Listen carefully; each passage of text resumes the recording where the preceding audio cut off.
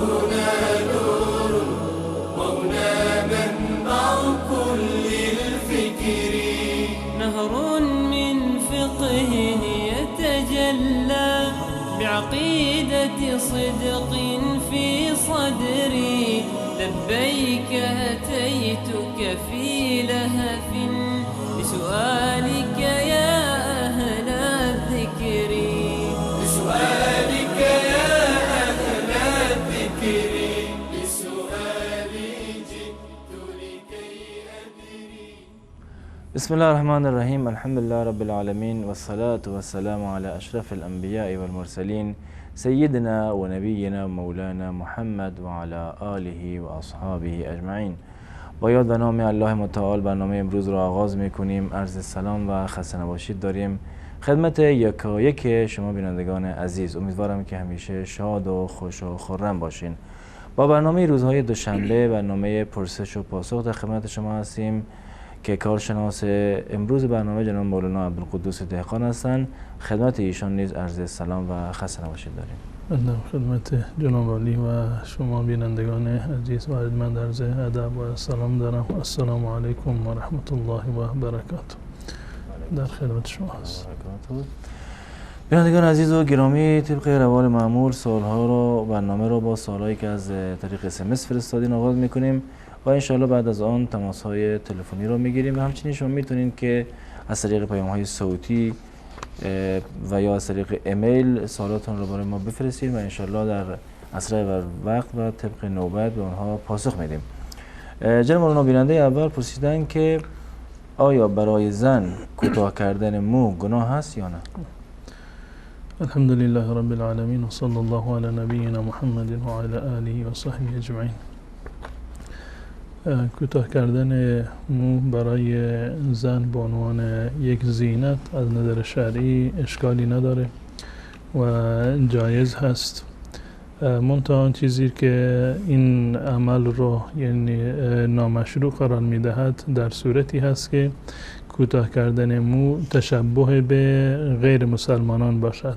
یعنی اگر یک طرح موی، مدل موی معروف باشد و شعار باشد برای یک گروهی از ادیان دیگر و از آیین‌های غیر اسلامی، این یک صورت. یا صورت دوم تشابه به مردان باشد. در این صورت کوتاه کردن مو به این مد و به این فرم از نظر شرعی حرام هست، زیرا که رسول الله صلی الله علیه وسلم ما رو نهی کردند از تشابه به اهل کتاب و به صورت کلی تمام کفار.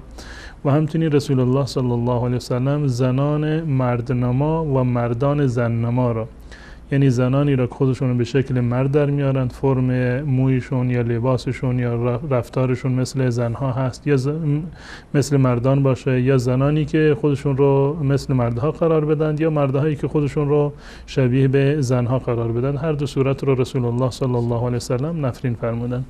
اما مجرد این که یک زنی مویش رو کوتاه میکنند به خاطر زینت، نه در حد بسیار پیروی از یک مدی که شعار کفار باشه و نه در حد مشابهت با مردان، در این صورت اشکال شرعی ندارد و جایز هست. درست. جزاکم الله خیر. بیننده بعدی پرسیدن، گفتن که من شیعه هستم و سنی نیستم. چه در فتوای علمای اهل سنت و شیعه آب وضو و غسل باید آب بدون رنگ، بو، شکل، مزه باشه؟ تا اینجا درسته، قبوله. اما گفتن که آب شرب اهواز یعنی آب کارون هم مزه چرب و شور داره و بوی لجن هم دارد. واقع زندگی گفته که واقعیت زندگی ما اهوازی ها اینه که با آب لجندار وضو و غسل میگیریم.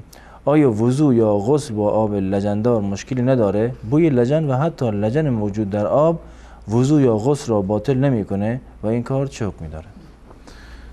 از نظر شرعی اصل بر این است که آبی رو که استفاده می شود برای حصول طهارت آب مطلق و آب پاکی باشه و اگر آبی به خاطر وقوع نجاست تغییر رنگ بدهد یا تغییر مزه و طعم بدهد یا غلظت آب تغییر بکند به خاطر وقوع نجاستی، از چنین آبی وضو گرفتن یا غسل کردن جایز نیست. یعنی اگر آبی حالت اصلی و شکل اصلیش رو، یعنی هم رنگش رو و هم طعمش رو و هم غلظت و بویش رو از دست داده بود، یعنی یک بو گرفته بود به خاطر وقوع یک نجاست، یعنی رنگ و طعم و بویش همان رنگ و طعم بوی نجاست بود، از چنین آبی استفاده کردنش برای حصول طهارت، حالا وضو باشه یا غسل باشه، از نظر شرعی جایز نیست. اما اگر آبی به خاطر اینکه طولانی مونده در یک جایی، در یک حوضچه‌ای مانده، الان یک طعم آب کهنه رو به خودش گرفته یا برگ هایی در اون افتاده طعمش عوض شده، یا اینکه از بس که در لوله ها مونده و بوی یا طعم زنگ میگیرد، این موارد مانع صحت وضو نیست. یعنی با وجود این که آبی بالفرض زنگ زده باشد یا اینکه در یک جای مانده باشد تا جایی که مثلا طعم آب تغییر کرده باشد، طعمش طبیعی نباشد، در این صورت بنابر قول راجح و جمهور اهل علم جایز هست و شما می توانید که از آن وضو بگیرید. هم وضو درست است و هم غسل درست. جزاکم الله خیر. بیننده بعدی گفتن که شب استراحت میکنن، صبح که از خواب بیدار میشن آب مزی از بدنشون خارج میشه. هر شب همینطور است و گفتن که جای نجاست رو میشورن و نماز صبح هم میخوانن. آیا این درست است یا باید غسل بکنن؟ اگر منظورشون از مزی واقعا مزی باشه، یعنی آبی که سفید رنگ هست و قبل از ارضا شدن و به خاطر یک سری تفکر و خیالات جنسی از انسان بیرون میاد، این حکمش این است که شکننده وضو هست و نجس هست. این اگر به بدن یا لباس اصابت بکند از نظر شرعی باید شسته بشود و پاک بشود لباس. اگر این گونه هست کار شما درست است. همین که لباستون را تمیز کردید، شستید و بعد از آن وضو گرفتید و نماز خوندید، از نظر شرعی نماز شما درست است و هیچ اشکالی این عمل شما ندارد و حکم شرعی هم همین هست. اما اگر اثر احتلام هست، یعنی کسی در خواب ارضا شده و بعد از اینکه بیدار شده آثارش رو بر لباس خودش می‌بیند، اضافه از این که باید لباسش رو تمیز بکند و اون را آب بکشد و بشورد، اضافه بر این باید غسل بکند. این در زمانی هست که منی خارج شده باشد، یعنی در خواب احتلام شده باشد یا به تعبیر عامیانه شیطانی شده باشد، حکمش این است که بر اون غسل لازم هست. اما اگر صرفاً آب شهوت یا به تعبیر آب عشق هست، در اون صورت همون شستن لباس یا بدن که همون مقدار جایی که این مزی اصابت کرده اون قسمت باید شسته بشود و وضو بگیرد، نمازش کاملا درست، اشکالی نخواهد داشت. جزاکم الله خیر. سوال بعدی بیننده گفتن که یکی از اقاربشان یک پسر و پدر هستن که با هم دعوا میکنن و پسر به پدرش میگوید که زنم به جای خواهر و مادرم باشه، دیگه در آن اتاق که پدرم هست و اگر بروم. حالا گفتن پدرشون مریض است و پسر نمیتواند به عیادت پدرش برود، چون اگر برود زنش طلاق میشود. گفتن از شما خواهش میکنم که جواب خوبی را ارائه دهید تا این مشکل حل شود. صورت مسئله ای که ایشون گفتند یعنی این که یک مردی به زن خودش بگوید که تو خواهر و مادر من باشی اگر من فلان کار رو انجام بدهم. به زن خودش میگوید که تو خواهر و مادر من باشی، یعنی این که همان گونه که مادر و خواهر بر من حرام هستن تو هم بر من حرام باشی اگر من فلان کار رو انجام بدهم یا انجام ندهم.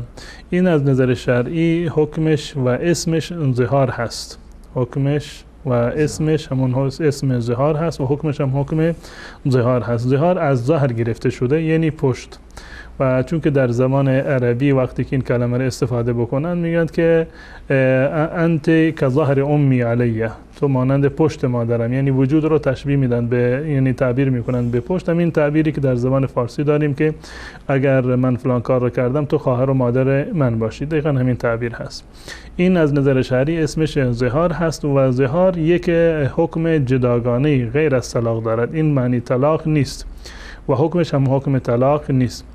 این اسمش ظهار هست. الله متعال حکم ظهار رو در قرآن کریم در سوره مجادله به صورت کامل و مفصل این رو الله متعال بیان فرمودن که چه حکمی دارد. الله متعال میفرماد والذین یظاهرون من نسائهم ثم یعودون لما قالوا فتحریر رقبة من قبل ان یتماسا. کسانی که از زنهای خودشون ظهار میکنند، یعنی این کلمه ظهار را زهر را به کار میبرند، یا این که در واقع تشبیه میدهند، یعنی زن خودشون را تشبیه میدهند میدن به یکی از محارم خودشون. الان این محرم خواهر باشه یا مادر باشه یا دختر باشه یا هر کسی دیگر که باشه، این که یک مردی همسر حلال خودش رو تشبیه بدهد به یکی از محارم خودش، مادر و خواهر و دختر خودش، و به اون بگید که تو برای من مثل دختر و مثل مادر و خواهر من هستی، حکمش زهار هست.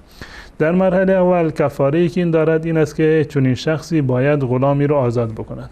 یعنی کفارهش این است که غلامی رو آزاد بکند قبل از این که این مرد و زن با همدیگر نزدیکی بکنند. یعنی به مجرد این که یک مردی به زن خودش بگه که تو برای من مثل مادر و خواهر من هستی، حکم شرعی این است که این دو تا نفر بر همدیگر حرام میشوند تا زمانی که کفاره رو پرداخت بکنه. از حق خودش بله، کفاره رو باید در واقع بده. این کفاره در مرحله اول این است که باید یک برده رو آزاد بکنه. الان که به اصطلاح برده وجود نداره، بازم الله متعالی مقداری تخفیف داره، فمن لم یجد فصیام شهرین متتابعین من قبل ان یتماسا. حکمش این است که 2 ماه پی در پی روزه بگیرد قبل از این که با همدیگر نزدیکی بکنه. یعنی نمیتونه غلام آزاد بکنه و غلام وجود نداره، میریم مرحله بعدی که به اصطلاح روزه گرفتن 60 روز هست و این 60 روز باید پیوسته باشند و این که شوهر حق ندارد که در لابلای این 60 روز با زن در واقع همبستری بکند. بعد از این که 60 روز کامل را یا 2 ماه کامل روزه گرفت، بعد از آن زنش بر اون حلال می شود و می توانند که دوباره با هم دیگر زندگی بکنند. و مرحله سومش این است و من لم یستطع فاطعام 60 مسکینا. اگر نتوانست، یعنی توانایی روزه گرفتن را نداشت، اون 60 مسکین رو غذا بدهد و بعد از این که 60 مسکین رو غذا بدهد میتواند که با همسرش دوباره زندگی بکند و اون کاری رو هم که قسم خورده که انجام نمیدهم میتواند اون رو انجام بدهد. این بر اساس رأی جمهور اهل علم هست. یعنی اگر کسی عمدن ظهار کرده باشد، عمدن ظهار کرده باشد، یعنی به زن خودش مثلا گفته باشد که تو برای من مثل مادر و خواهر من هستی، همین اندازه، یعنی اینو معلق نکرده بود به یک کاری. این سوالی که بیننده پرسیدن اینو معلق هست، ظهار معلق هست، حکمش مانند حکم طلاق معلق هست. اگر کسی ظهار کرده باشه، یعنی دیده و دانسته و عمدن زن خودش را به نیت حرمت تشبیه داده بود به خواهر و مادرش، به زنش گفته بود تو برای من مثل خواهر و مادر من هستی به قصد اینکه حرام باشه، اونجا معلق کرده. گفته اگر که در خونه ای که پدرم هست من رفتم، خواهد زنم مثل مادر و خواهرم باشه. اما من الان بحثی که دارم روی مطلق ظهار هست. مطلق ظهار یعنی این که مردی به زن خودش میاد که تو به نیت این که زن حرام هست، به نیت حرمت زن خودش رو تشبیه میده به مادر و خواهرش. یعنی این که اگر کسی زن خودش را به خاطر احترام، به خاطر عزیز بودن، به خاطر عشق و عاطفه‌ای که داره، احساسی که داره، بهش تشبیه میده و بهش میگه تو برای من مثل مادر و خواهر من هستی، یعنی همون گونه که مادر و خواهر برای من عزیزه، من دوستشون دارم، تو برای من عزیز هستی. این اشکال شرعی نداره، ظهار نیست. در صورتی ظهار هست که هدفش حرمت باشه، همون گونه که مادر و خواهر بر من حرامن تو هم حرامی، این میشود ظهار. و حکم شرعیش همین است که عرض کردم، باید یک غلام آزاد بکنه در مرحله اول قبل از این که در واقع با زنش هم بستری بکند.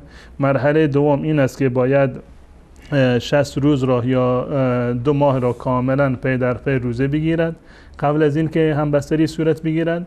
و اگر مرحله دوم را هم نتوانست، حکمش این است که 60 مسکین را باید غذا بدهد و بعد از این که غذا بدهد دوباره زنش بر اون حلال می شود و میتونه با هم دیگر زندگی بکنه.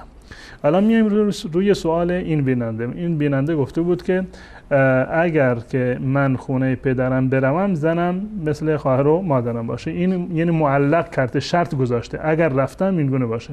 معلوم می شود که هدفش تحریم نبوده، هدفش ظهار نبوده، هدفش طلاق نبوده.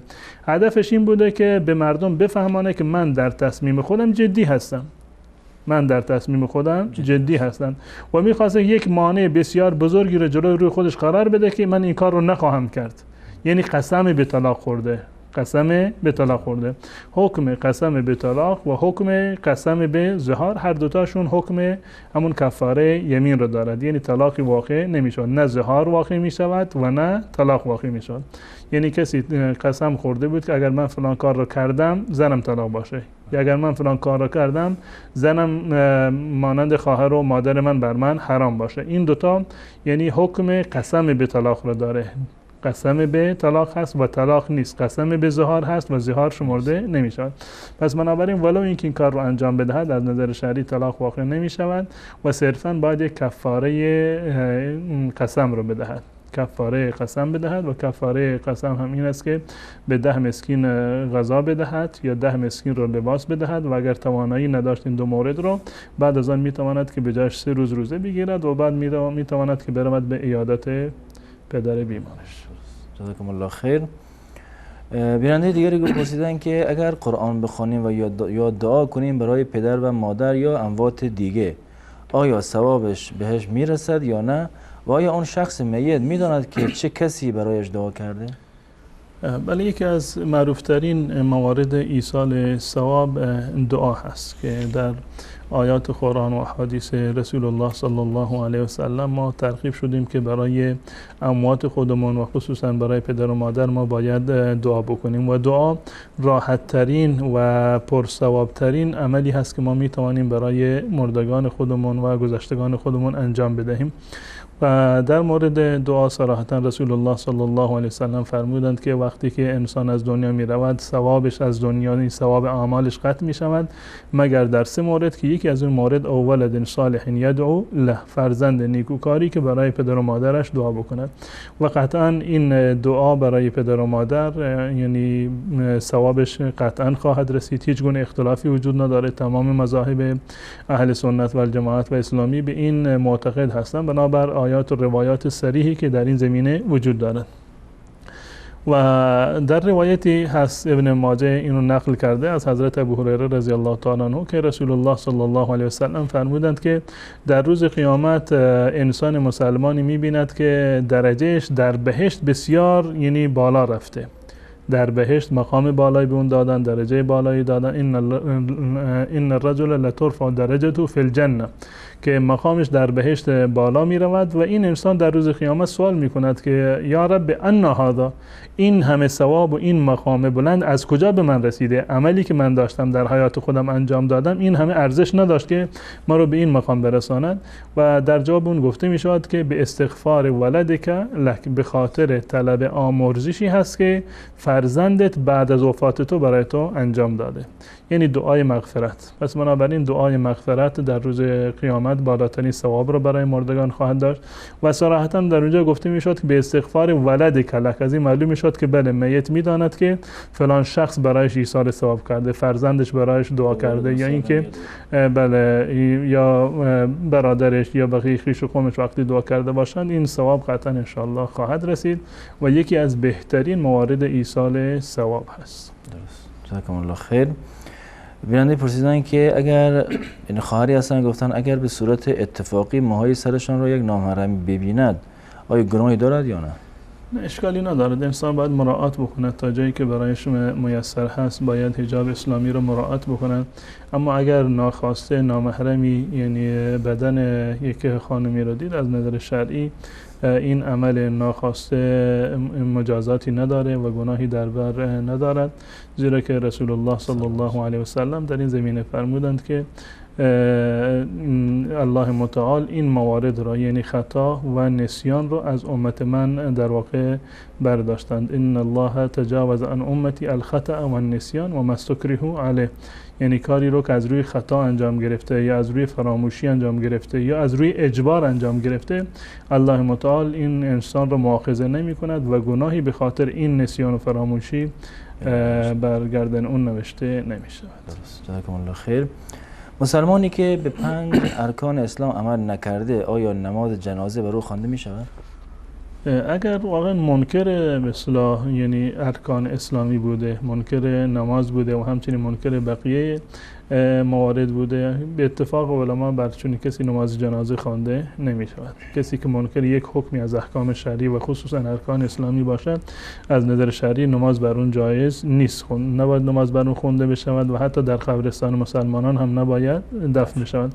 اما اگر به خاطر سستی و تنبلی مثلا روزه نمی گرفته و مثلا یا گناه دیگری رو انجام داده، زکات نداده بوده، به خاطر تنبلی بوده نه به خاطر انکار این، به خاطر سستی بوده، در این صورت نماز جنازه بر اون خوانده می شود. جزاکم الله خیر. یعنی پرسیدن که حکم قطع صله رحم چیست؟ با آیه و حدیث گفتن لطفاً شرح بدید. صله رحم یعنی برقرار کردن ارتباط خویشاوندی با خویشاوندان و هر چی که خویشاوندی که نزدیکتر باشد، صله رحم با اون در واقع در اهمیت بیشتری دارد و در اولویت هست. و الله متعال هم در قرآن کریم این کسانی را که به اصطلاح صله رحم رو انجام ندند و قطع رحم بکنند، یعنی رابطه خویشاوندیشون رو در واقع ببرند و ارتباطی برقرار نکنند، اینها رو جز انسانهای ملعون قرار داده. یعنی الله متعال اینها رو لعنت کرده. فهل عسیتم ان تولیتم ان تفسدوا فی الارض و تقطعوا ارحامکم اولئک الذین لعنهم الله فاصمهم و اعمی ابصارهم. این افراد رو الله متعال که اینهایی رو که قطع رابطه میکنند، از خویشاوندان خودشون دور هستند، ارتباط برقرار نمیکنند، اینها رو الله متعال نفرین کرده. و همچنین رسول الله صلی الله علیه وسلم بنابر روایتی که در صحیح بخاری و صحیح مسلم هست، حضرت جبیر ابن مطعم رضی الله تعالی عنه میگوید که رسول الله صلی الله علیه وسلم فرمودند که لا يدخل الجنة قاطع، کسی که قاطع رحم باشه، یعنی رابطه خویشاوندی خودش رو قطع کرده باشه، چون این انسانی وارد بهشت نمی شود. و بنابر اصولی که علما به روایات نگاه کردند، هر گناهی رو که در مورد آن تهدیدی آمده باشد یا اون گناهکار مورد لعن و نفرین الله و رسول قرار گرفته باشد، آن گناه از نظر دستبندی جز گناهان کبیره هست. پس بنابراین قطع رابطه خویشاوندی، چون که در این مورد نفرین الله و رسول رو در بر دارد و وعید در قیامت در بر دارد که الله رسول الله صلی الله علیه و سلم فرمودند که چون این فردی وارد بهشت نمی شود، این گناه جز گناهان کبیره هست. انسان باید تا جایی که ممکن هست، ولو اینکه با یک زنگ زدنی باشه، با یک پیامی باشه، باید این رابطه خویشاوندی خودش رو حفظ بکنه. جزاکم الله خیر. در اینجا از اتاق فرمان کارگردان عزیز آقا رفیع خواهش میکنم که شما تماس بینندگان عزیز را زیرنویس بکنن و بینندگان لطف کنید که سوالاتون رو به صورت مختصر آماده داشته باشین و همچنین وقتی تماستون وصل شد منتظر نباشین صداتون از تلویزیون پخش بشه، همچنین به صحبتتون ادامه بدین چون صدا از تلویزیون دیرتر پخش میشه. جناب مولانا بیننده بعدی پرسیدن که اگر یک مرد در یک مجلس زن خود را 3 بار بگوید طلاق طلاق طلاق، آیا طلاق 3 بار حساب می شود یا 1 بار؟ آن زن هم آن زمان حامله بوده. برای وقوع طلاق حامله بودن یا حایضه بودن زن هیچ گونه تفاوتی رو نداره، یعنی تأثیری در حکم نداره. اگر کسی زنش رو در حالتی که زن یعنی در عادت ماهیانه هست طلاقش بدهد یا زمانی که زن باردار هست طلاقش بدهد، این مانع وقوع طلاق نمی شود. به اتفاق طلاق واقع می شود، ولو اینکه زن در حالت حیض باشد یا در حالت بارداری باشد. و نظر جمهور اهل سنت، 4 مذهب اهل سنت و الجماعت در این زمینه این است که اگر در فردی در یک مجلسی 3 بار زنش را طلاق بدهد یا در یک لفظ 3 بار طلاق بدهد، در هر دو صورت 3 طلاق واقع می شود. عموم مذاهب اهل سنت و الجماعت نظرشون بر این است که طلاق ثلاثه اگر ولو اینکه با یک لفظ باشد یا در یک مجلس باشد، این طلاق واقع می شود. منتها شیخ الاسلام ابن تیمیه رحمت الله علیه و شاگردشون ابن قیم و برخی از علمای معاصرین با توجه به روایت صحیحی که در صحیح مسلم هست، نظرشون بر این است که 3 طلاق در یک مجلس یا با یک لفظ 1 طلاق واقع می شود. اما نظر جمهور اهل سنت و الجماعت در این زمینه این است که همان 3 طلاق یا 2 طلاقی که داده، یعنی بستگی داره که چند طلاق داده باشه. اگر 2 طلاق داده باشه 2 طلاق واقع می شود، اگر 3 طلاق داده باشه همان 3 طلاق واقع می شود. جزاکم الله خیر. اگر لباس طرف بی‌نماز شود با مزی و طرف خبر نباشد که لباسهایش بی‌نماز است و نمازش را 2 یا 3 روز خوانده ادامه دهد، آیا نمازش قبول می شود یا باید اعاده کند؟ انسان باید تا جایی که برایش میسر هست، انسان باید سعی بکند که همیشه لباسش و بدنش پاک باشه، تا اینکه وقتی که نماز میخواند در واقع با بدن و لباس پاکی نماز خونده باشه. اما بالفرض اگر انسانی یادش نبود، به فراموشی یا اصلا متوجه نشده بود که لباسش نجاستی در واقع در بر گرفته بود، قطع نظر از این که این حکمش متفاوت هست که این نجاست به اصطلاح زیاد باشه یا کم باشه که به اصطلاح به چشم نیاد، یک قطره و 2 قطره و 3 قطره باشه که این به اصطلاح در واقع هیچ گونه اشکالی رو ایجاد نمیکنه. اما در هر صورت انسان باید سعی بکنه که لباسش به صورت کامل به اصطلاح پاک باشه. اما بر تصور رو بر این بگیریم که کسی لباسش نجس بوده، یعنی به اندازه نجاست زیاد بوده که مانع صحت نماز می شود، انسان باید اون قسمت رو و لباس رو باید کاملا پاک بکنه. از نظر شرعی چون که به خاطر فراموشی بوده اشکالی نداره، یعنی لازم نیست که چنین نمازی رو دوباره اعاده بکنه، زیرا که رسول الله صلی الله علیه و سلم فرمودند ان الله تجاوز لامتی الخطأ و النسیان و ما استکره له، فراموش کرده و نمیدانست اصلا که لباسش نجس است و نماز خونده، پس بنابراین اشکالی نداره و نمازش درست است و لازم نیست که دوباره نمازش رو اعاده بکند. به محض این که فهمید که لباسش نجس بوده لباس رو باید عوض بکنند یا اینکه برود اون لباسش رو تمیز بکنند. و نمونه ما داریم در سنت رسول الله صلی الله علیه و سلم، در سنن ابو داود روایتی هست از رسول الله صلی الله علیه و سلم و یک اتفاق افتاد که حضرت ابو سعید خدری رضی الله تعالی عنه این رو نقل می‌کند که یک روزی رسول الله صلی الله علیه و سلم در هنگام نماز که معمولا در اون زمان چون که به اصطلاح زمین مسجد النبی فرش نبود و سنگریزه بود، یعنی فرش و خاک بود، مردم با کفش رفت و آمد میکردن، حتی با کفش هم نماز میخوندن. اون کفش های ساده اون روزی که بوده که معمولا از الیاف درخت خرما بوده و رسول الله صلی الله علیه و سلم در حالت نماز بودند و با کفش نماز میخوندند که در وسط نماز کفش خودشون رو بیرون آوردند و کنار انداختند. یک چند رکعتی خونده بودند، در وسط نماز این کفشش رو بیرون کردند و کنار گذاشتند.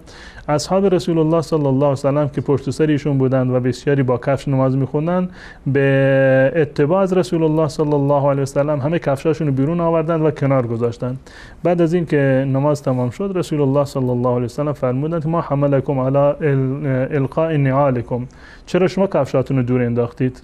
گفتند که یا رسول الله ما دیدیم شما این کار رو انجام دادید در وسط نماز، ما فکر کردیم حتما حکمی نازل شده که کفش رو باید در بیارید، با کفش نماز خوندن جایز نیست، به این خاطر ما کفش خودمون رو در واقع دور انداختیم و از پای خودمون در آوردیم. رسول الله صلی الله علیه و سلم فرمودند که ان جبرائیل اتانی فاخبرنی ان فیهما قذرا، یا در روایت اومده اذا، که جبریل بر من در هنگام نماز نازل شد و به من خبر داد که کفش من نجس شده و یک نجاستی به کفش من زیرش چسبیده بوده، من متوجه نبودم و نماز رو شروع کرده بودم و به خاطر این من کفش خودم را بیرون در آوردم. و بعد از این رسول الله صلی الله علیه و سلم فرمودند که اگر وقتی به مسجد اومدید کفشاتون رو نگاه بکنید، اگر که تمیز بود باشون نماز بخونید، اگر تمیز نبود اونا رو با زمین بمالید و مسح بکنید، که یعنی بکشید بر روی زمین که به این کیفیت نماز یعنی پاک میشه و بعد از اون میتونید که در اون کفش ها نماز بخونید.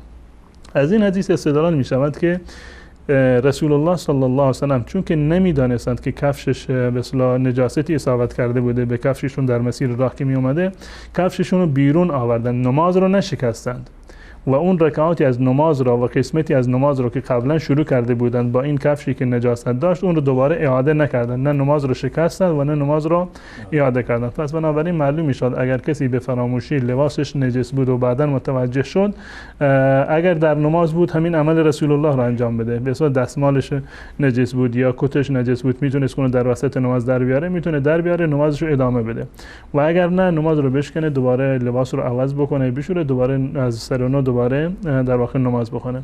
اگر متوجه نشد بعد از یک روز، بعد از 2 روز، حتی بعد از گذشت وقت نماز الان دوباره یادش اومد و دید که لباسش نجس بوده، حکم شرعی این است که نمازش درسته، اعاده نماز برگردنش لازم نیست. جزاکم الله خیر. تمام بینندگانم وصله. اولین بیننده رو میگیریم. سلام علیکم، برنامه پرسش و پاسخ بفرمایید. بله سلام علیکم رحمت الله و برکاته. سوال داشتم برادر. در خدمت شما هستیم. سوال ما است که خانمی که باردار می باشه طفلش به دنیا میاد، امکان نداره که بغیر که عمل به دنیا بیاد، عمل میشه به اتاق عمل دکتر مردم می باشن، آیا این گناه داره یا نه؟ و مریض اصلا نمیفهمه، بیهوش می باشه. من خودم طفلایم به دنیا میاد عمل میشم، بدون عمل دکتر میگه امکان نداره. من میرم میخواستم از مولانا شب پرسان کنم که این چطور میشم. بعض کسا میگه دکتر محرم است، نمیفهمم که بسیار تشویش دارم. درست. سوال واضح است. سوال دیگه هم دارین؟ نه خیر، تشکر. همین سوالم از جواب بدید. تشکر. برنامه خوبی دار. خدا سلامت باشین. سلام علیکم. برنامه پرسش و پاسخ بفرمایید. الو. بفرمایید بیننده گرامی.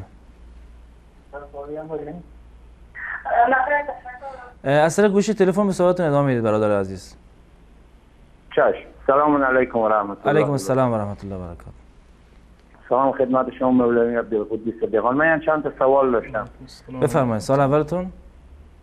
اولین سوالم اینه که دستان چی کسانی آدم باید ببوسه در شریعت اسلام درسته؟ پدر، مادر، پدر خانم، مادر خانم یا استاد یا مثلا دایی، این چی دستان کسانی آدم در شریعت اسلام درسته؟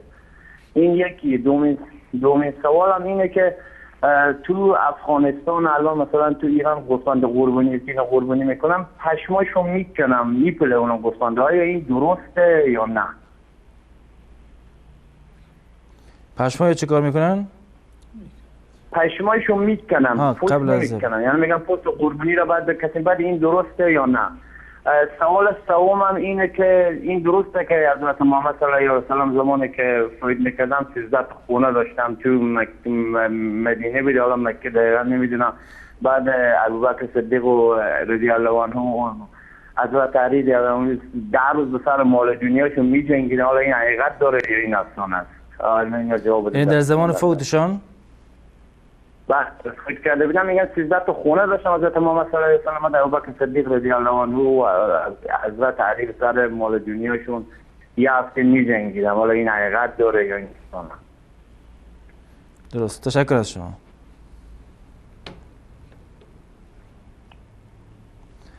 سلام علیکم. برنامه پرسش و پاسخ بفرمایید. سلام. ببخشید میخواستم از آقای مولوی چند تا سوال بپرسم. بفرمایید. سوال اولتون؟ سوال اولم اینه که من مسلمانم، نمازم میخونم، روزم میگیرم، اما روسری سرم نمیکنم. این گناهه؟ سوال بعدی من اینه که کمک به همجنسگراها کار درستیه؟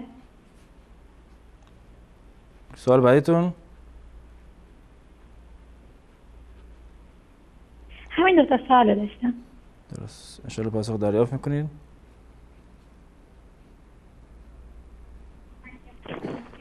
سلام علیکم. برنامه پرسش و پاسخ بفرمایید. سلام علیکم. علیکم السلام و رحمت الله. در خدمت شما هستیم. دوستی عزیز یک سوال داشتم. بفرمایید. همین موی سر رو رنگ کردن، مرد باشه رنگ سیاه کردن درست است یا نه؟ رنگ سیاه. رنگ سیاه. مثال مرد موی سرش رنگ سیاه میکنه، سفید است موی سیاه میکنه. درست. سوال دیگه دارین؟ دیگری ندارم. تشکر از شما. سلام علیکم. برنامه پرسش و پاسخ بفرمایید. و علیکم و رحمت الله و برکاته. سوال ما است که مارم از جمله برسلی رحمی که کی حق‌تر زیادتر داره بالای ما، مثلا کاکا ماما یا کلش حق داره سر آدم؟ اگر پسرای کاکا یا پسرای خاله یا همسر آدم حق داره که آدم کچه ارتباط بگیره یا نه؟ چطور برمون بگین؟ درست. سوال دیگه هم دارین؟ تشکر از شما. سلام علیکم. برنامه پرسش و پاسخ بفرمایید. سلام علیکم و رحمت الله. علیکم السلام و رحمت الله. سلامت باشین. عرض ادب و احترام دارم منظر جنابالی و استاد عبدالقدوس. سلامت باشین. تشکر از شما.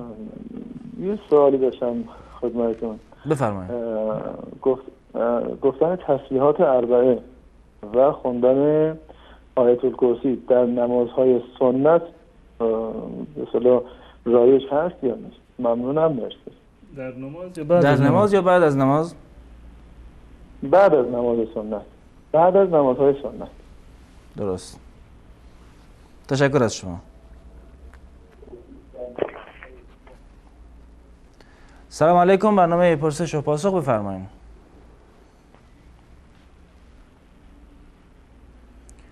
سلام علیکم بفرمایید.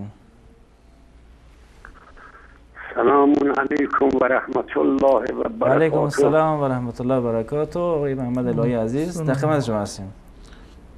درود بر شما دوستان و سروران عزیز و ارجمندم، استاد بزرگوارم. علیکم السلام و رحمت الله و برکاته. قربون تو من برم، من این صدات میشنوم جان میگیرم، نمیدونم چرا. زنده باشید. دو سه تا سوال دارم استاد جان، قول میدم کوتاه باشه. بفرمایید. یکی این که این شیعه ها روی حساب اون سوره نساء آیه 24 برای صیغه خودشون جواز دادن، که مثل که تو آیه مثلا میگه بجز آن زنانی که مجوز دادیم ما. حالا اون زنا کیان؟ اونا چه اشخاصی هستن؟ یکی هم که حاجی آقا تکلیف من با همسرم چیه؟ این به هیچ صراطی مستقیم نیست. تکلیف من با این مشرک چیه؟ یکی هم که حاجی آقا اونایی که اصلا اون مسلمانایی که اصلا اسمش مسلمونه، اصلا قرآن نمیخونن، اصلا قرآن هم باز نمیخونن و از دنیا میرن، تکلیفشون چیه؟ یه سوال دارم حاجی آقا سنگینه، البته اگرم جواب ندید اشکالی نداره ها، چون شاید هیچکی ندونه. حاجی آقا اون زمانی که قرآن نازل شد بر رسول خدا، اون دست نویسایی که از پیغمبر، اون زمان خب آیه ها نقطه نداشت.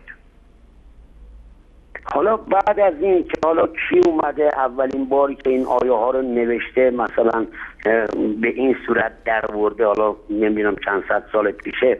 حاجی آقا این البته خدا من ببخشه، من نمیخوام ایراد از قرآن میگیرم، مثلا بعضی جاها که هی جیمی میاد، خب اون نقطه نداشت اون موقع، که شاید این خ باشه، شاید ج باشه، شاید چه باشه، یا مثلا دال زال که میاد نقطه نداشت که شاید دال. حالا این نمیخوام بگم این چجوریه، من نمیدونم معتبر اونی که اینو اومده مثلا نقطه گذاشته زیر بمش واقعا درست نوشته. قربون تو من برم انشالله، من که قابل نیستم ترسینی فدا بگرد انشالله.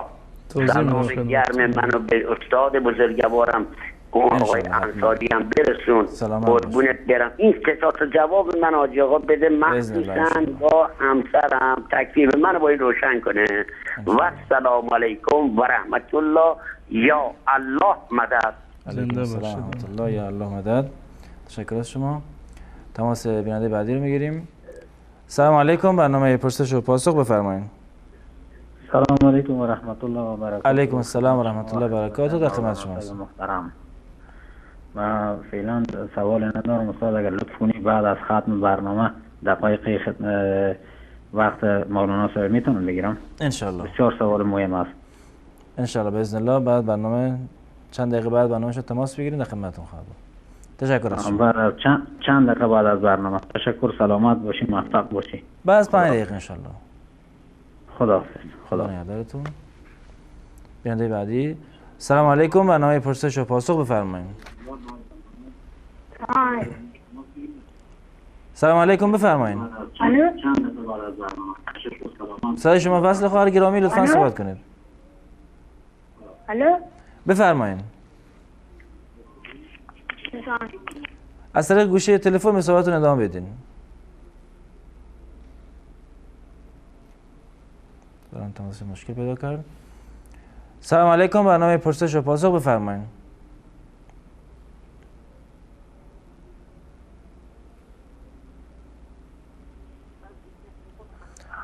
بیننده گرامی شما وصل هستید، لطفا به صحبت کنید. السلام علیکم و رحمت الله و برکاته. و علیکم السلام و رحمت الله و برکاته. در خدمت شما هستیم. سلام عرض میکنم خدمت شما، خدمت استاد گرامی و خدمت تمام دفترکاران شبکه وصال حق. علیکم السلام و رحمت الله. بفرمایید. خیلی خوشحال هستم دوباره شما رو میبینم. چند مدتی بود فرکانس شبکه وصال 7 تا نداشتیم، فرکانس جدیدشو بله بله الان گرفتیم، خیلی خوشحال هستیم. شبکه نور وصال 7 تا دوباره تماشا میکنیم، شما رو میبینیم. تشکر میکنم از برنامه خوبتون. سلامت باشین. تشکر از شما. سوال خاصی نداشتم، فقط میخواستم اینو بگم تشکر از برنامه خوب. سلامت باشین. تشکر از شما، خیلی ممنون. بیننده بعدی رو میگیریم. سلام علیکم، بفرمایید. من بینندگان خواهش میکنم وقتی که صداشون وصل شد به صحبتشون ادامه بدن و منتظر نباشن صدا از تلویزیون پخش بشه. بیننده گرامی بفرمایید. سلام علیکم. ببخشید یه سوال از آقای مولانا داشتم. بفرمایید سوالتون. یه نفر مثلا خانمش بچه دار نمیشه، میخواد بره از پرورشگاه بچه بیاره، بعد حکم شرعیش چی میشه؟ این بچه مثلا اگه پسر باشه با مادرش محرم میشه نمیشه یا برعکس؟ درست. سوال دیگه هم دارین؟ تشکر از شما.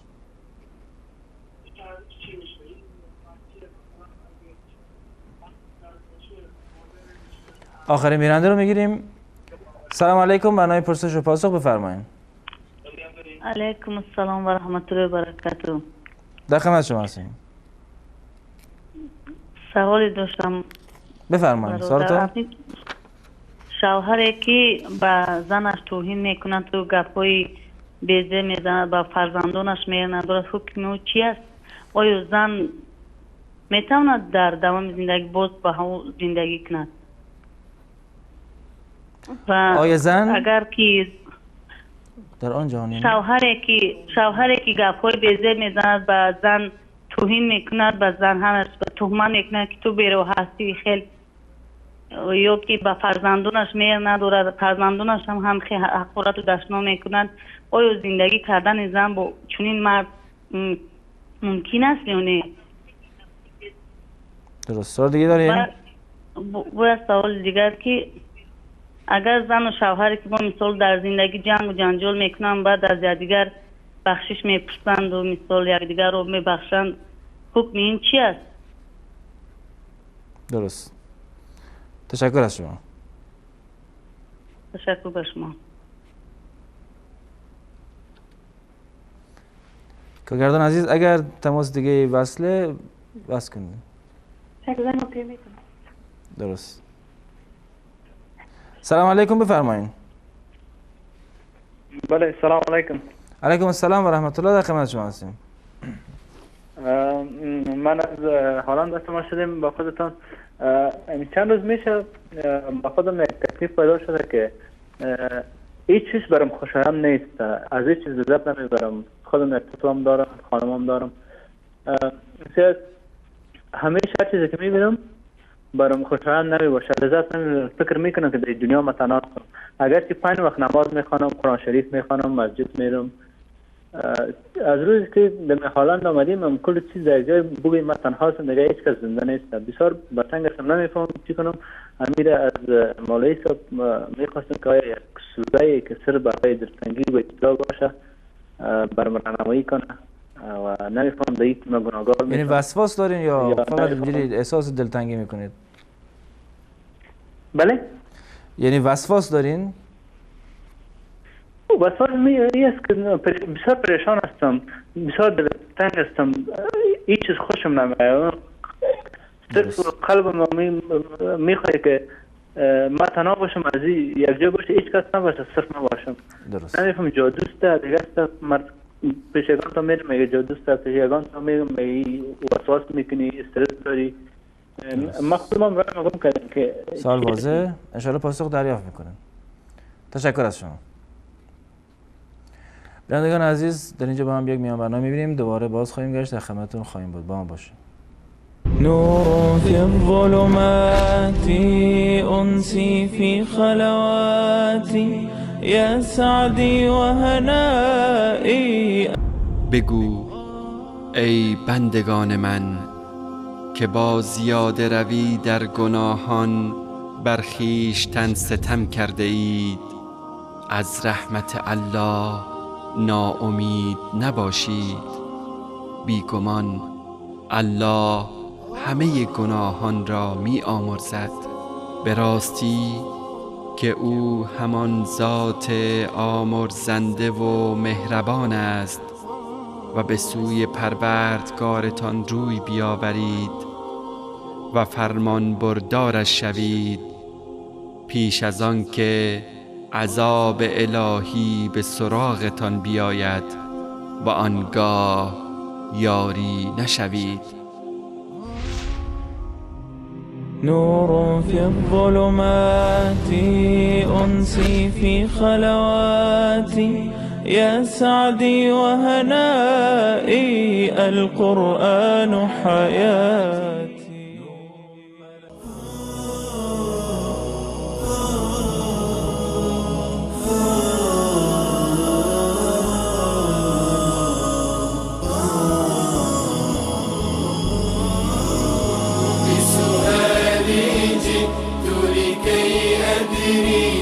ليزيل الحيرة من أمري، فهنا علم وهنا نور وهنا منبع كل الفكر. نهر من فقه يتجلى بعقيدة صدق في صدري، لبيك أتيتك في لهف بسؤالك يا أهل الذكر. بسؤالك يا أهل الذكر، بسؤالي جئت لكي أدري. عرض سلام و خسته نباشید مجدد دارم خدمت یکایک شما بینندگان عزیز. جناب مولانا بیننده اول که از طریق تماس تلفنی سوالشون پرسیدن گفتن که خانم بارداری که هستن که وقتی که وضع هم میکنن مجبور هستن که برای وضع هم عمل جراحی بکنن و دکترها مرد بودن. آیا گناهی بر زن در چنین حالتی هست؟ آیا دکتر محرم هست یا نه؟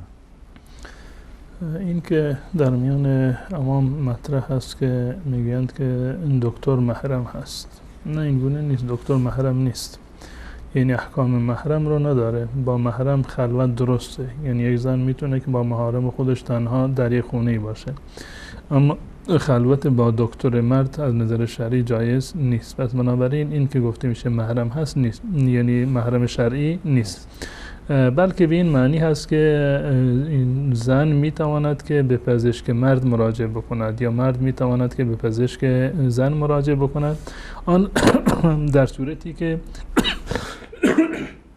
ببخشید در صورتی که پزشک دیگری وجود نداشته باشه. یعنی یک زن در یک منطقه‌ای هست، پزشک زن وجود نداره و تمام پزشکان مرد هستند.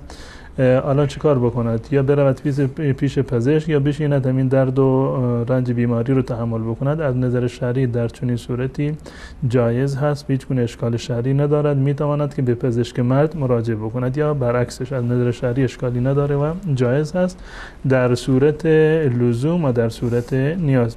اما وقتی که در خود همین تخصص یک دکتر زن وجود داره و میتواند که به یک زن مراجعه بکنه، در این صورت رفتن پیش دکتر و پزشک مرد از نظر شرعی جایز نیست. و اگر واقعا هیچ امکانی ندارد، یعنی راهی ندارد دکتر و پزشک زنی شما سراغ ندارید در اونجا و در محلی که هستی در بیمارستان‌های دولت را، از نظر شرعی بنابر ضرورت و ناچاری اشکال شرعی نداره و جایز هست به اندازه ضرورت. و اگر امکان داشته باشه که محرم وجود داشته باشه که این اولاتر و بهتر است، که معمولا در بسیاری از بیمارستان‌ها خصوصا در کشور خارجی این از نظر خود قوانین بیمارستان‌ها اشکال شرعی نداره و میتواند که محرم یا خود شوهر یا کسی دیگر حضور داشته باشه. در صورت بنابر ضرورت اگر دکتر و پزشک زنی نباشد اشکال نداره و گناهی نیست، و در صورتی که پزشک زنی وجود داشته باشد انسان باید به همون پزشک زن مراجعه بکنه. جزاکم الله خیر. بیننده بعدی پرسیدن که دستان چه کسی را باید میتونیم ببوسیم در شرع اسلام؟ پدر، مادر، استاد، دایی و کسان دیگه. از نظر شرعی بوسیدن دست یا بالاتر از آن بوسیدن پیشانی از نظر شرعی اشکالی نداره، مگر در صورتی که به اصطلاح یک شعار باشه برای اهل بدعت یا به یک گونه یعنی برای طلب تبرک باشه که چون این تبرکی ثابت نیست. انسان ولو اینکه انسان ایمانداری باشه، انسان پرهیزگاری باشه، به خاطر تبرک جستن از وجود اون جایز نیست که کسی دستش را ببوسد. اما به خاطر اینکه اهل علم هست یا پدر هست، مادر هست، برادر هست، عمو، دایی هست، به خاطر احترام اگر در برخی از جاها رسم است که میبوسند، در نظر شرعی ممانعتی هم وجود نداره و جایز هست. اما اگر به قصد تبرک جستن باشه، این نوع به اصطلاح تبرک جستن شرعی نیست و تبرکی در افراد وجود نداره. اگر تبرکی هم داشته باشند قابل تبرک جستن نیست. هر کسی یک برکتی داره به خاطر اینکه اهل طاعت و نماز هست. ببین که شما دست چون این کسی را ببوسید شما متبرک نمیشید. شما دست به بدنش بزنید، دست به لباسش بزنید یا اون دست به لباس یا بدن شما بزند، به هیچ عنوان این تبرک قابل انتقال نیست.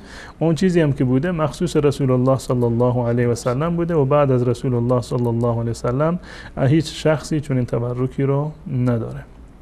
جزاکم الله خیر. بیننده دیگری گفتن که در منطقه شما وقتی گوسفند قربانی میکنن پشمهایش را میکنن، آیا این درسته یا نه؟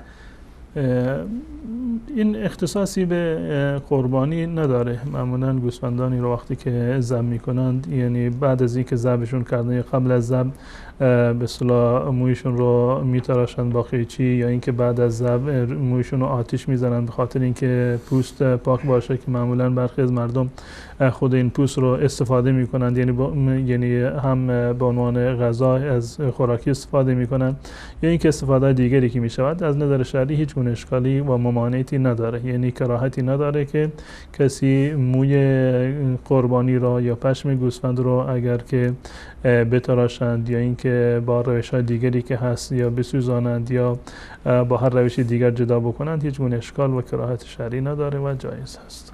جزاکم الله خیر. بیننده بعدی گفتن یک روایت شنیدن که اینکه رسول الله صلی الله علیه و سلم زمانی که فوت کردن 13 تا خانه داشتن و حضرت ابوبکر و علی رضی الله عنهما بر سر مال دنیا و میراث با هم جنگ داشتن تا 1 هفته. آیا این حقیقت داره یا نه؟ رسول الله صلی الله علیه و سلم بنابر روایتی که در کتب شیعه و در کتب اهل سنت و الجماعت هست و حضرت ابوبکر صدیق رضی الله تعالی عنه بیان فرمودند، این است که رسول الله صلی الله علیه و سلم فرمودند که انبیا بعد از خودشون ارثی را که به عنوان مال ارث گذاشته باشند چون این چیزی وجود نداره و بعد از خودشون ارثی رو نمیگذارند، به استثنای به اصطلاح حجراتی که معروف بودند به حجرات و خانه های همسران رسول الله صلی الله علیه و سلم که در قالب یک اتاق بودند. این به خود همسران رسول الله صلی الله علیه و سلم تعلق داشت و بعد از وفات رسول الله صلی الله علیه و سلم همسرانش در اون اتاقها و در اون حجره ها زندگی میکردند. مالی که حضرت ابوبکر و حضرت علی رضی الله تعالی عنه با هم درگیر باشند چون این چیزی نبوده، به استثنای به اصطلاح صدقاتی بوده که باغ فدک بوده که رسول الله صلی الله علیه و سلم در زمان خودشون از اون استفاده میکردند، یعنی مخارج اهل بیت خودشون رو از اون باغ فدک میدادند. حضرت فاطمه رضی الله تعالی عنها طلب میراث کردند و حضرت ابوبکر صدیق رضی الله تعالی عنه فرمودند که رسول الله صلی الله علیه و سلم فرمودند که ما چیزی رو به عنوان میراث نگذاشتیم، هر چی بعد از ما هست به عنوان صدقه برای تمام امت هست. و فرمودند همان گونه که رسول الله صلی الله علیه و سلم در باغ فدق و در صدقاتی که داشتند تصرف می‌کردند، یعنی این که در کدام مصارف اینو مصرف می‌کردند، خلیفه رسول الله صلی الله علیه و سلم بعد از وفاتشون هم دقیقاً در همان مصارف اینو مصرف می‌کردند، یعنی خرج و مخارج اهل بیت رسول الله صلی الله علیه و سلم رو به اونها پرداخت می‌کردند و باقی ماندهش رو در همان مواردی که شخص رسول الله صلی الله علیه و سلم مصرف می‌کردند ابوبکر صدیق رضی الله تعالی عنه هم مصرف کردند. اما این که دعوایی باشه، جنگ و جدالی باشه بین علی و بین حضرت ابوبکر صدیق رضی الله تعالی عنه چون این چیزی نبوده. جزاکم الله خیر. خواهری پرسیدن که گفتن نماز میخوانن، روزه هم میگیرن اما روسری سرشون نمیکنن، آیا گناهی داره یا نه؟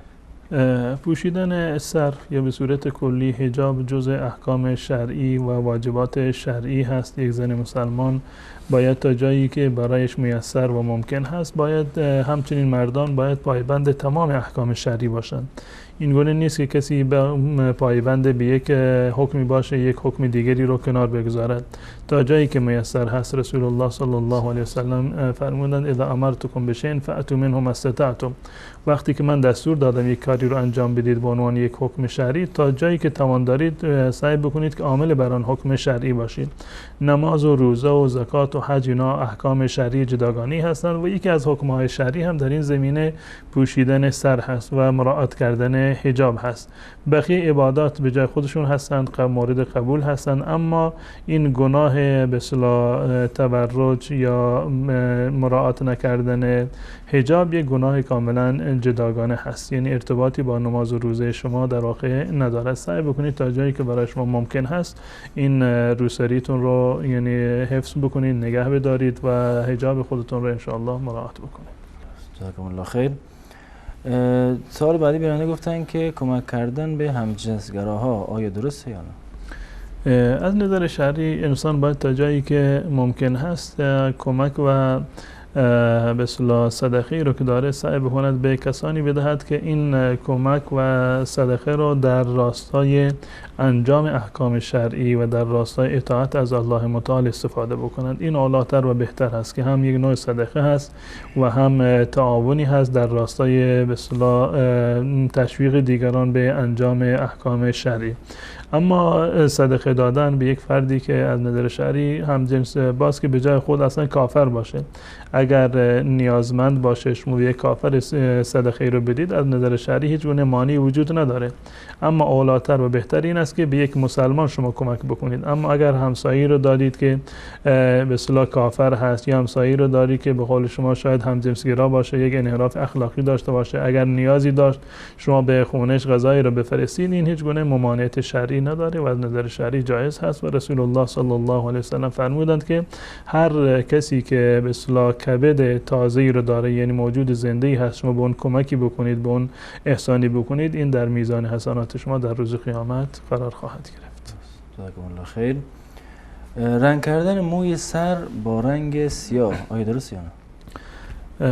از نظر شرعی رنگ کردن موی سر جایز هست، هم برای مرد و هم برای زن. هیچ گونه ممانعتی یا دلیل صحیح و صریحی که در این زمینه وجود داشته باشد نیست. بنابراین هم چون که برخی از روایاتی که وجود دارند علما در مورد صحت و ضعفشون به اصطلاح اختلاف نظر دارند.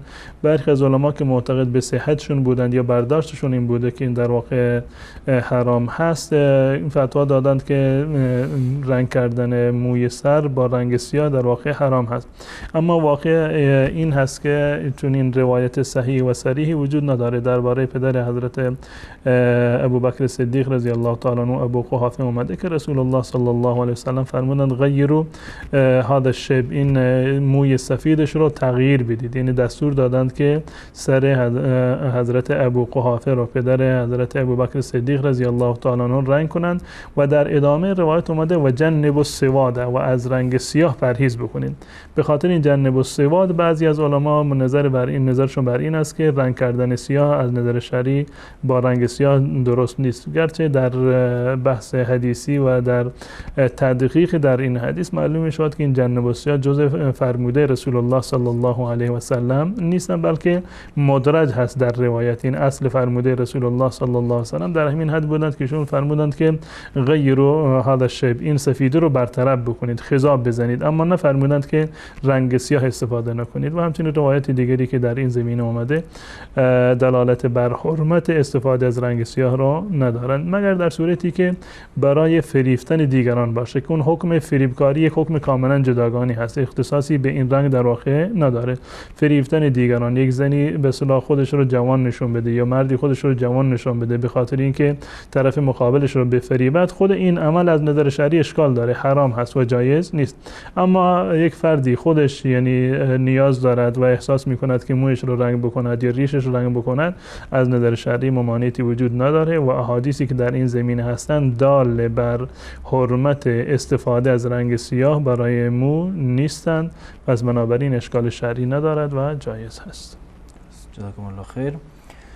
بیرانی بعدی گفتن که دایره و حد صله رحم تا چه اندازه وسعت دارد؟ آیا پسر عمو، پسر دایی یا اینها هم جزو صله رحم قرار خود میگیرن؟ صله رحم یک سری مراحل و مراتبی رو داره که اگر که صله رحم ایشون تعریفشون فقط یعنی به عنوان دیدار باشه، یعنی فقط اون کسانی هستن، زن میتواند با کسانی که محرمشون هست، یعنی با افرادی که جزء محارم هستند و ازدواج با اونها از نظر شرعی درست نیست، فقط با اون افراد میتواند که یعنی در جلوشون بنشیند، خانهشون برود و روبرو در اونها با اونها در واقع بنشیند.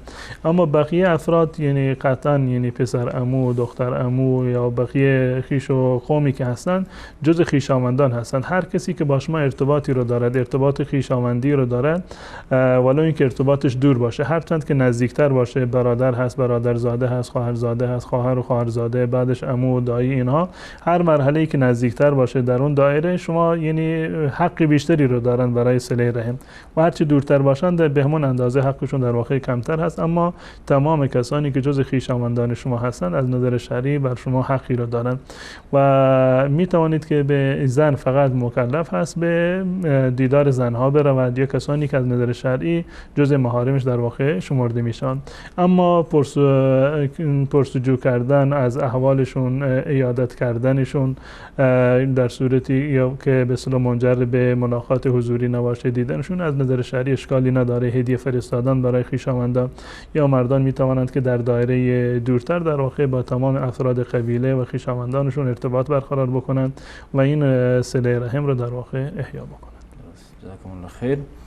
گفتن تسبیحات اربعه و آیت الکرسی بعد از نمازهای سنت چه حکمی دارند؟ تسبیحات اربعه به تعبیر همون تسبیحات ثلاثه سبحان الله و الحمدلله و الله اکبر جزء اذکار بعد از نماز هستند که 33 مرتبه هر یک از این ذکرها را سبحان الله و الحمدلله و الله اکبر را بعد از هر نماز از نمازهای پنجگانه و همچنین خواندن آیت الکرسی بعد از هر نماز، بعد از هر نماز فرض، اینها جزء اذکار مسنونه هستند که بعد از نمازهای فرض خوانده می شوند. یعنی بعد از 5 وقت نماز فرض اینها خوانده می شوند و بعد از نمازهای سنت ما اذکاری رو نداریم. یعنی نمازهای سنت و نمازهای نفلی اذکار مسنونه ای رو ندارند که بعد از اونها خوانده بشه. اما اگر سوال بیننده این بود که آیا این اذکار رو بعد از نماز فرض بخونند یا بعد از نماز سنت، یعنی نمازی که بعد از آن سنت وجود داره، مثلا مانند نماز ظهر یا نماز مغرب، عشاء، آیا این اذکار اوراد رو بلا فاصله بعد از نماز فرض بخونند یا بعد از در واقع نمازهای سنت؟ اون چیزی که جز سنت رسول الله صلی الله علیه و سلم هست که اونها رو به عنوان معقبات و دوباره کل صلات ذکر کرده، از این فهمیده می شود که بلا فاصله بعد از نماز اولین کاری که شما میکنید قبل از این که بلند بشید برای سنت خواندن این اذکار اوراد رو بخوانید و بعد از این بلند بشید برای ادامه نمازهای سنت و رواتب دیگر. جزاکم الله خیر. آقای الهی عزیز گفتن که شیعیان طبق آیه 24 سوره نساء میگن که صیغه درست است. آیا این آیه دلالت بر این صیغه داره یا نه؟ سوال ایشون بیشتر رو این نقطه بود که احل لکم ما وراء ذلک در آیه 24 سوره نساء این دلالت بر چی میکند؟ ما وراء ذلک چه کسانی هستند؟ بله، که غیر از این موارد، خود این تعبیر که احل لکم ما وراء ذلک این دلالت بر این است که قبل از این الله متعال یک مواردی رو ذکر فرموده و بعد از آن یک سری موارد دیگری رو استثناء قرار داده. الله متعال در آیات قبلی در آیه 23 سوره نساء آمده و زنهایی رو که ازدواج با اونا حرام هست و جز محارم و محرمات هستند اونها رو در واقع ذکر کرده که شما نمیتوانید با این زنها ازدواج بکنید. زنهایی که ازدواج کردن با اونها از نظر شرعی حرام هست و جایز نیست و جز محارم شما هستند یا جز محرمات هستند، اینها رو الله متعال ذکر کرده در آیه 23 سوره نساء. حرمت علیکم امهاتکم و بناتکم و اخواتکم و عماتکم و خالاتکم و بنات الاخ و بنات الاخت الی آخر این موارد رو الله متعال کاملا بیان فرموده که این زنها جز کسانی هستند که بر شما حرام هست. حرمت علیکم، که اینها بر شما حرام گردانیده شده، یعنی شما نمیتوانید که با این زنها ازدواج بکنید، اینها محرم شما هستند. و در ابتدای آیه 24 الله متعال میفرماد والمحصنات من النساء، همچنین زنهای محسنه از زنهایی که هستند بر شما حرام هستند. زن محسنه یعنی زنهای شوهردار، یعنی مانند این که مادر و خواهر و در واقع دختر و برادرزاده و خواهرزاده اینا بر شما حرام هستند و موارد دیگر، یکی از موارد حرام که شما نمیتوانید با اونها ازدواج بکنید زنهایی هستند که شوهر دارند، اونها دیگه نمیتونن با شوهر دیگر ازدواج بکنند، پس بنابراین اونها بر شما حرام هستند، جزء به اصطلاح محرمات هستند. موارد قبلی جزء محارم هستند و المحصنات من النساء اینا جزء به اصطلاح محرمات هستند، یعنی که ازدواج با اینا حرام هست، جزء محارم شما نیستند، محرم شما نیستند، اما محرماتند، یعنی جزء زنهایی هستند که ازدواج با اونها در واقع حرام هست. و بعد از این و الله متعال استثنایی را قائل شده الا ما ملکت ایمانکم کتاب الله علیکم، مگر اینکه به اصطلاح رابطه جنسی با زنهایی که جزء کنیز هستند اون رو هم الله متعال جایز قرار داده. و بعد از ادامه آن الله متعال میفرماد و احل لکم ما وراء ذلک، بعد از این هر چی باشه برای شما حلال هست، یعنی غیر از این مواردی که ذکر کرده الله متعال در آیه 23 و اول آیه 24 الله متعال ذکر میکنه که اینا جزء محارم و محرمات شما هستند، باقی مانده زنها برای شما حلال هستند. به چه صورت حلال هستند؟ به این صورت که با اونها در واقع ازدواج بکنید.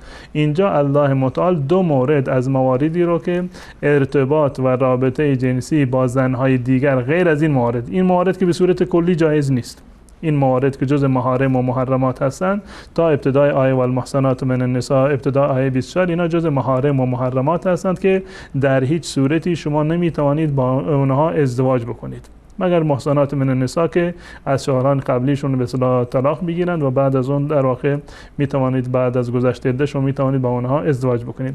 اینها رو به کنار، اینها رو الله متعال جز محارم و محرمات شمرده و در ادامه میفرماد و احل لکم ما وراء ذلک، بعد از این با شما حلال برای شما، یعنی زنهای دیگری به استثنای اینهایی که ذکر شد بر شما حلال هست. الان راه حلالیش به چه صورت هست؟ به چه صورت شما میتوانید با اونها این ارتباط رو داشته باشید؟ ان تبدأوا باموالکم محسنین غیر مصافحین، این که با اونها در واقع ازدواج بکنید بر اساس پاکدامنی، بر اساس عفت، نه این که بر اساس زنا باشه، رابطه مشروع باشه، بر اساس نکاح باشه و شرایطی رو که در واقع نکاح داره.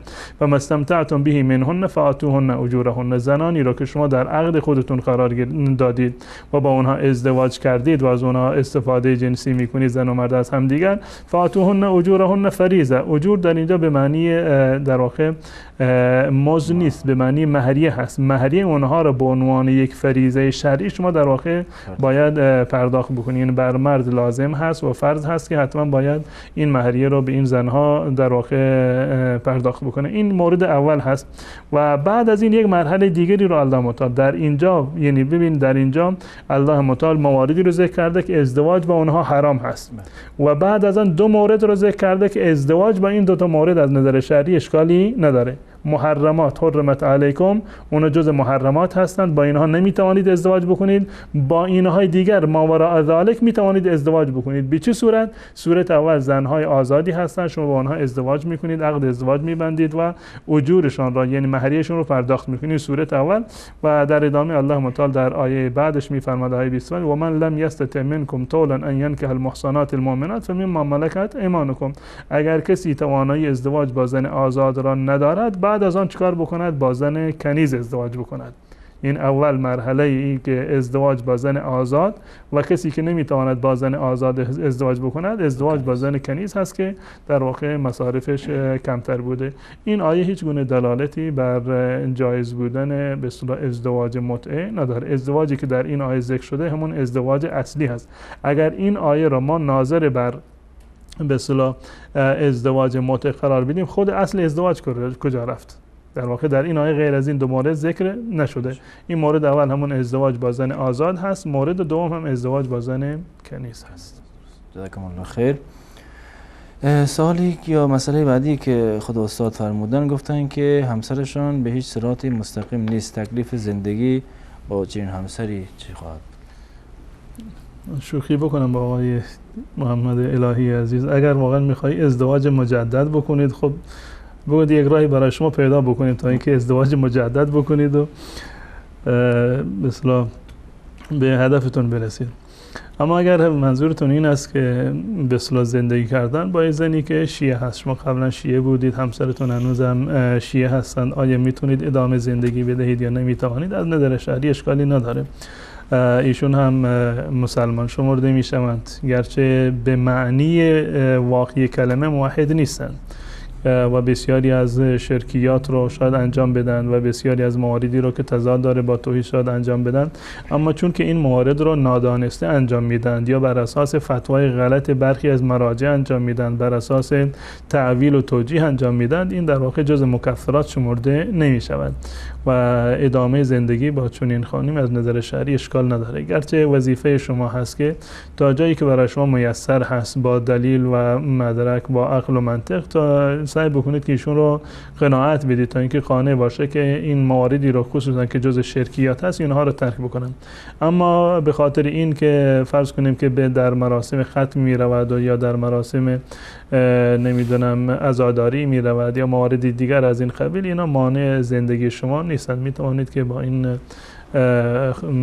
همسرتون ادامه زندگی بدید، بلکه سعی بکنید که اخلاقتون رفتارتون بهتر از گذشته باشه و تا جایی که میتوانید هم با توصیه و نصیحت انشالله سعی بکنید که ایشون رو قانع بکنید به این که این مواردی رو که الان انجام میدن بهشون معتقد هست واقعیت نداره و خرافاتی هستند و یک سری در واقع فریبی هست که برخی از افراد سودجو در واقع شما رو گرفتار آن کردن و امیدوار هستیم که الله متعال تمام کسانی را که فریب افراد سودجو را خوردند و بدین خاطر به نام توحید و به نام اسلام اونها را از اسلام و توحید دور کردن، انشاءالله که زودتر این فریب را بشناسند و واقعیت و حقیقت براشون انشاءالله زودتر آشکار بشه.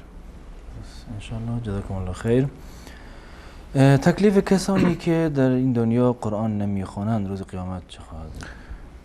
قرآن خوندن از نظر شرعی یک واجب هست. انسان باید سعی بکنه تا جایی که برایش میسر هست قرآن را بخواند، زیرا که بدون از قرآن خوندن، خود قرآن خوندن به عنوان یک عمل عبادی و یک عبادت در قرآن در حدیث رسول الله صلی الله علیه و سلم مطرح شده.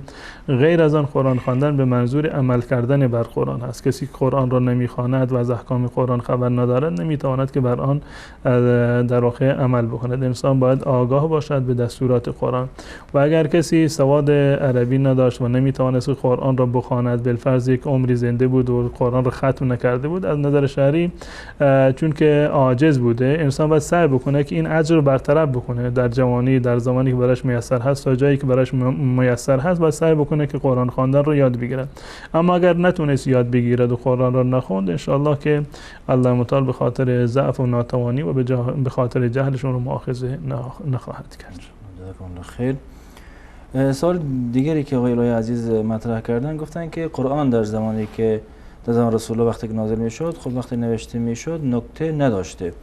خب حرفای مثل ها و جیم و خا مثل هم است، چطور تشخیص دادن کلمات؟ در مرحله اول آیات رو، یعنی قرآن کریم بخش بر رسول الله صلی الله علیه و سلم نازل شده که هم در حفظ قرآن به اصطلاح مهم بوده و هم در عمل بر قرآن مهم بوده که احکام رو به تدریج الله متعال نازل می‌کرده بنابر موقعیت مناسبی، بنابر ضرورت خاصی که وجود داشته. تعدادی از آیات نازل می‌شد و یک حکمی رو الله متعال بر رسول الله صلی الله علیه و سلم نازل می‌کردند به خاطر تثبیت قلب رسول الله و تثبیت مسلمانان. آیاتی در مناسبت‌های متعدد در طول 23 سال در واقع نازل شد و رسول الله صلی الله علیه و سلم وقتی که یک آیه نازل میشد میفرمودند که این آیه رو در فلان سوره و بین آیه فلان و فلان قرار بدید و اینو مشخص میکردن. ترتیب سوره ها، یعنی ترتیب خود سوره، آیات در یک سوره، اینا توقیفی هستند، یعنی رسول الله صلی الله علیه و سلم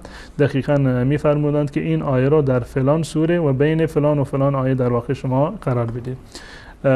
این اشکالی که و به اصطلاح سوء تفاهمی که به وجود آمده، اگر که واقعا قرآن به صورت یک لوح نوشته شده نازل میشد، خب شاید جای به اصطلاح اشکالی وجود می داشت که مثلا جیم را مثلا چرا خا نخونند یا خا را مثلا ها بخونند. این احتمال وجود داد دال و زال با هم دیگر یا ری و ز با هم دیگر اشتباه بشه. اما قرآن به صورت لفظی نازل شده، یعنی به صورت مکتوب نبوده بلکه لفظی بوده و اصحاب رسول الله صلی الله علیه علیه وسلم قرآن را لفظاً از زبان رسول الله صلی الله علیه وسلم شنیدند. یعنی تلفظ قرآن را که هست که نقل میشد دهان به دهان در واقع میگشت و مردم رو حفظ میکردن و این رو به همین گونه تا به امروز هم به ما رسیده. یعنی حافظی که قرآن کریم رو حفظ میکردن از زبان همدیگری رو در واقع حفظ میکردن. پس بنابراین این که چطور میتونستند که این حروفی رو که از نظر شکل ظاهری با هم دیگر اگر نقطه هاشون برداریم مثل هم هستن، اینا براشون قابل تشخیص بود. این مرحله اول. مرحله دوم خود تلفظش به صورت کامل واضح میشد. یعنی در هنگام تلفظ میدونستند که چطوری این الفاظ رو در واقع تلفظ بکنند و کدام حرف رو به چه صورت تلفظ بکنند. و حتی در زمان قدیم هم وقتی که این حروف رو می نوشتند یک سری علائمی بوده، یک حرکت های اضافی بوده که ها رو از خا، مثلا خایی رو که معجمه هست نقطه داره یا از هایی که بدون نقطه هست، اینا رو از هم دیگر تشخیص میدادن. و خود این نقطه و به صورت کلی اعراب گذاری در زمان حضرت علی رضی الله تعالی عنه که یکی از اصحاب حضرت علی و یاران حضرت علی ابوالاسود دؤلی بود که ایشون در واقع یک سری علامت هایی رو گذاشتن به خاطر این که با توجه به این که دایره اسلام گسترده شده بود، افراد عجم وارد اسلام شده بودند و نیاز داشتن برای این که بتونند که یه قوت حفظشون مانند عرب ها نبود، نمیتونستن به اون اندازه حفظ بکنند یا در خوندن قرآن دچار اشکال میشدن، به حضرت علی رضی الله تعالی مشوره دادن بیشان و یعنی این قواعد نحوی رو، یک سری مطالبی رو که این اسم هست و این اسم به فلان فعل هست، اینا رو تدوین کردن و اولین کسی که حرکت گذاری کرده یا بهتر بگم نقطه گذاری کرده به صورت ابتدایی ابوالاسود دؤلی هست، از یاران و تابعین هست، از اصحاب حضرت علی رضی الله تعالی عنه و بعدها به صورت کاملتر خلیل ابن احمد فراهیدی، یعنی حرکات رو فتحه و ضمه و کسره و این نقاط رو به صورت کامل بر قرآن در واقع گذاشتن تا اینکه برای همه قابل فهم باشه و قابل قرائت باشه. جزاکم الله خیر. بیننده برای پرسیدن که کسی که خانمشان بچه دار نمیشه بعد اگر از بچه‌ای از پرورشگاه بیارن حکم شرعی آن چیست و آیا آن بچه اگر دختر باشه محرم پدر میشه و اگر پسر باشه محرم مادر میشه یا نه؟ انسان باید سعی بکنن تا جایی که ممکن هست اگر کسی رو به فرزندی میگیرند از پرورشگاه، کسی باشه که در دوران شیرخوارگی باشه، قبل از 2 سالش باشه و سعی بکنند که به اصطلاح خواهران این زن و شوهر که با هم دیگر ازدواج کردن سعی بکنند که به این در واقع فرزند الان شیر بدن و مهمتر این است که اگر که دختر باشه به اصطلاح خواهر شوهر، اگر پسر باشه خواهر یا مادر زن شیر بدن تا اینکه محرم همدیگر در واقع قرار بگیرند. اگر در غیر این صورت باشه یعنی محرم نباشه، باز هم از نظر شرعی گذشته از اون روابطی که به اصطلاح اونسی که گرفتن، باز هم با همدیگر یعنی محرم نمیشوند با بقیه افراد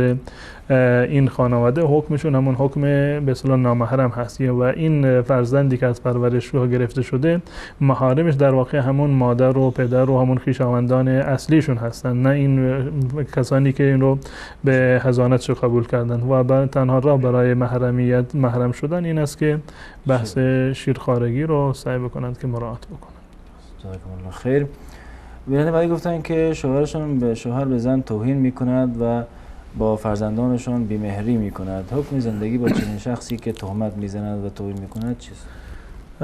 تا جایی که ممکن هست زن و شوهر باید همدیگر رو یعنی تحمل بکنند و همون گونه که شوهر حرمت دارد، زن هم حرمت دارد در تعامل با همدیگر، در رفتار با همدیگر باید کاملا مراعات بکنند ادب و احترام را. این جزء حقوق متقابلی هست در میان زن و شوهر که باید احترام همدیگر را حتما حفظ بکنند و سعی بکنند که با بهترین نامه ها هم دیگر را صدا بزنند، با بهترین روش با هم دیگر برخورد بکنند.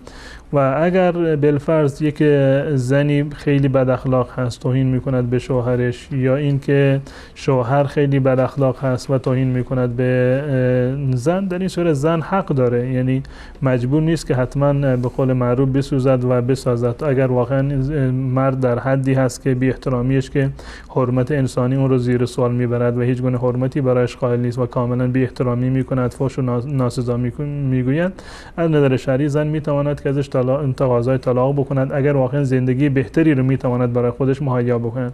اما اگر نمیتواند زندگی بهتری رو مهیا بکند یا اینکه فرزند دارد از این شوهر و اگر جدا بشود این فرزندان در واقع بی سرپرست میشوند و آیندهشون مشخص نیست، چه بسا که به اصطلاح به فساد کشیده بشوند و بی سرپرستی بر اونها تاثیر بگذارد، بهترین است که تحمل بکند و سعی بکند که شوهرش را تا جایی که برایش ممکن هست از طریق خویشاوندانش، پدر و مادرش سعی بکنند که اون رو توجیه بکنند تا اینکه در رفتار خودش تغییری رو ایجاد بکنه و اخلاق اسلامی رو مراعات بکنه.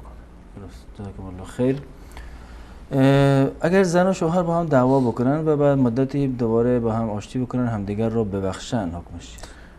قطعا این گونه هست. وقتی که یعنی اختلافی به وجود میاد باید همدیگر را ببخشند و رسول الله صلی الله علیه و سلم همین توصیه رو فرمودند به زن و شوهر که باید یعنی رفتار همدیگر را تا جایی که ممکن هست تحمل بکنند و هیچ انسانی کامل نیست، نه مرد نه شوهر و هیچ زن و شوهری هم کامل نیستند. حتما یک سری تفاوت سلیقه هست، تفاوت دیدگاه هست، اولویت هایی که زن داره با مرد کاملا متفاوت هستند، دیدگاه هاشون متفاوت هست و صبر و تحملشون و متفاوت هست، احساس و عاطفهشون با هم دیگر متفاوت هست. قطعا یک سری مواردی پیش میاد که باب طبع هر دو نفر در واقع نیستند. برخی از موارد هست که به عنوان اختلاف سلیقه‌ای هست، اما رسول الله صلی الله علیه و سلم فرمودند لا یفرق مؤمن مؤمنة، که هیچگاه یعنی شما به خاطر رفتار زنتون آزرده نشید و اگر این که در روایت اومده اگر شما یکی از اخلاقهای زن رو نمیپسندید رضی منها اخرى، اگر یک سلیقه‌شو نمیپسندید، یک اخلاقشو نمیپسندید، حداقل یک جنبه خوب دیگر دارد، یک اخلاق خوبی رو هم دارد که این رو در واقع سرپوش میگذارد.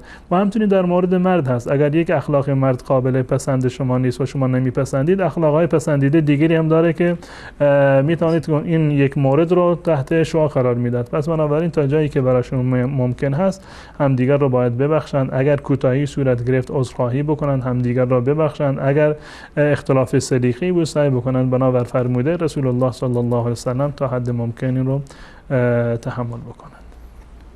جزاکم الله خیر. یعنی گفتن که به هلند رفتن و اینجا که هستن مدتی است که از هیچ چیزی احساس راحتی و لذت نمیبرند، حتی گوشه‌گیر شدن گفتن و هیچ چیز براش خوشایند نیست. آیا دعای سوره چیزی وجود دارد برای رفع مشکل پریشانی که دارن؟ یکی از عوارضی که انسان در محیط هایی که غیر اسلامی هستند، فردی که با یک محیط اسلامی انس گرفته بوده، آرامش خودش رو در مساجد میدیده، در رفت و آمد بین خویشاوندان میدیده، ملاقات با اهل مجلس و اهل مسجد و جماعت مسجد میدیده، تمام مردم دیندار بودن، قطعا این در روحیه و معنویت انسان تاثیر بسیار زیادی رو داره که انسان رو تشویق میکنه به زندگی و به ادامه حیات. و همچنین گناه هرچی بیشتر باشه انسان رو افسرده میکنه و در واقع زندگی رو برای انسان تنگ میکنه و نمیتونه از زندگی خودش لذتی ببره. ایشون سعی بکنن تا جایی که براشون میسر هست با دوستانی که اهل ایمان هستن، با کسانی که اهل مسجد و اهل مرکز اسلامی هستن با اونها مراوده بکنه، رفت آمد بکنه، با علما و اهل علمی که میشناسه، با از طریق تلویزیون یا از طریق کتاب‌های اسلامی که داره خودش بیشتر سرگرم این موارد بکنه. قطعا هم نشینی با کتاب‌های به اصطلاح دینی و اسلامی و هم نشینی با علما و با انسان‌های مؤمن تأثیر بسیار زیادی رو داره در بالا بردن روحیه و احساس این افراد و امیدوار هستیم که بیشتر از این که دعا بکنند در پیشگاه الله متعال. در هر انسانی در هر جایی که باشه حالات ضعفی رو احساس میکنه، امکان داره در یک جایی ضعف انسانی سراغش بیاد، ناامید بشه و از زندگی. الان چه به خاطر وضعیت مالی و اقتصادی یا وضعیت دینی و سختی هایی که در دنیا هست. اما این رو بدونیم که تمام این حالت ها و گرفتاری ها، غم و غصه‌ای که بر انسان مسلمان میاد، تمام اینها نزد الله متعال اجر و ثواب داره. در روایت صحیح مسلم هست که رسول الله صلی الله علیه و سلم فرمودند که هر گونه غمی، غصه‌ای، اندوهی که بر انسان مسلمان میاد، دردی که بر انسان مسلمان میاد، حتی یه خاری که به پای انسان مسلمان میرود، یا هر مورد ناخوشایندی که باشد، این در میزان حسنات انسان در واقع نوشته می شود و ایشون هم احتساب ثواب بکنند، احتساب اجر داشته باشند. امیدواریم که الله متعال هم حالت ایشون رو دگرگون بکنه و به بهترین گونه برگردونه و ایشون بتونه از زندگی خودشون لذت ببرن. درست. آمین. جزاکم الله خیر. تشکر میکنیم از شما. از بینندگان عزیز نیز تشکر میکنیم که تا این لحظه با ما بودن و تا یک دیدار دیگر همه شما را به الله متعال میسپاریم. السلام علیکم و رحمت الله و برکاته.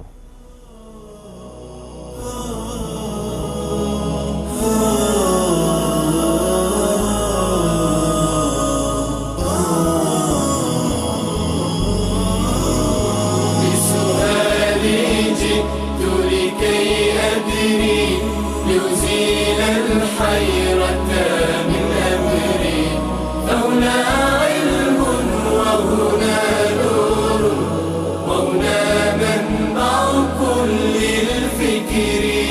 نهر من فقه يتجلى بعقيدة صدق في صدري، لبيك أتيتك في لهف